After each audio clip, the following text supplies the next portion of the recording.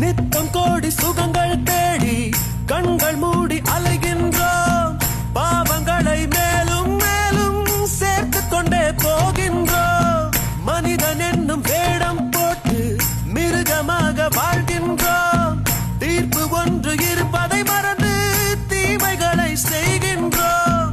காலம் மீண்டும் திரும்பாதே, பாதை மாறி போகாதே. பூமி கொஞ்சம் குலுங்கினாலே நின்று போகும் ஆட்டமே.